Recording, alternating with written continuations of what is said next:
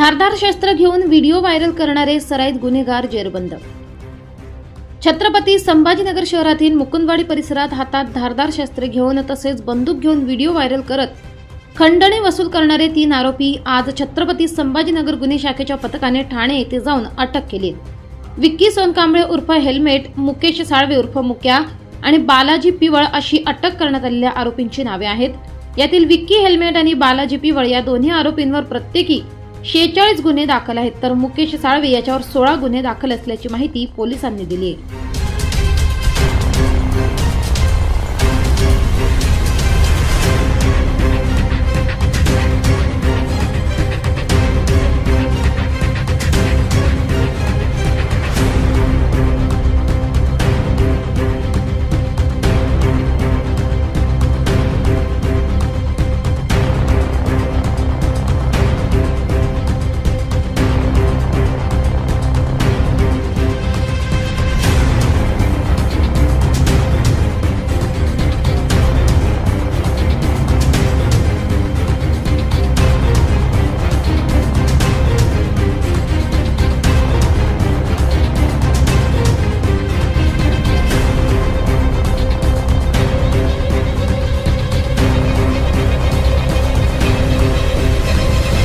Social मीडियावर जे आरोपींनी त्यांचे काही जुने वादग्रस्त व्हिडिओ टाकले की त्यामध्ये त्यांनी हातात शस्त्र घेऊन व्हिडिओ टाकून जे काही सर्वसामान्य नागरिकांवर दहशत माजवण्याचा प्रयत्न केलेला आहे, त्या अनुषंगाने त्यांच्यावरती आम्ही सरकारतर्फे फिर्यादी होऊन त्यामध्ये वेगळा गुन्हा दाखल केलेला आहे।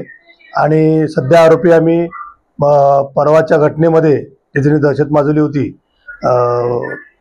इच्छामणी हॉटेलजवळ त्यांनी काय भांडणं केले होते आणि दहशत माजवली होती, त्या संदर्भाने गुन्हा दाखल आहे आणि त्यात ते आरोपी अटक केलेले आहेत 5 आरोपी। आणि त्यातलं विक्की हेल्मेट उर्फ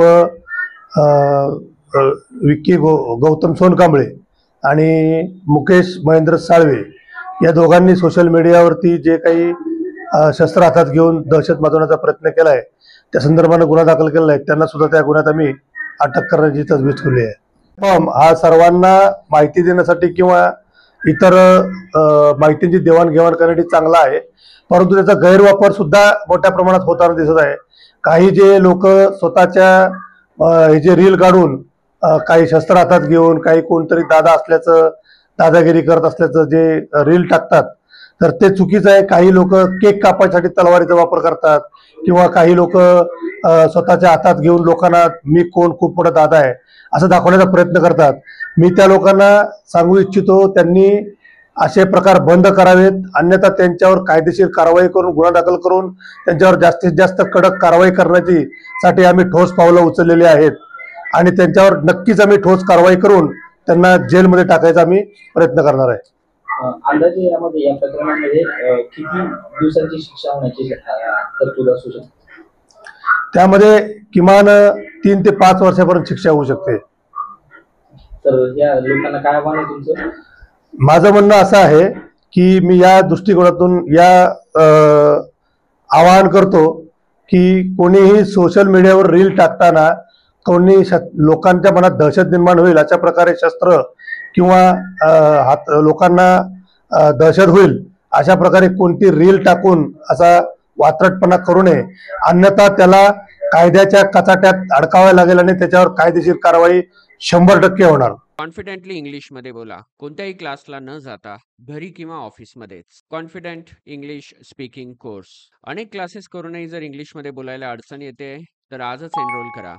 ह्या कोर्स मध्ये आहेत बोलण्यापुरते गरजेचे ग्रामर, 4 सोप्या स्टेप्स इंग्लिश बोलण्यासाठी, भरपूर प्रॅक्टिस स्वतःबरोबरच आणि थिंकिंग इन इंग्लिश हा रेव्होल्युशनरी कन्सेप्ट। 1 वर्षाची 100% मनी बॅक गॅरंटी देणारा एकमेव course confident English speaking course.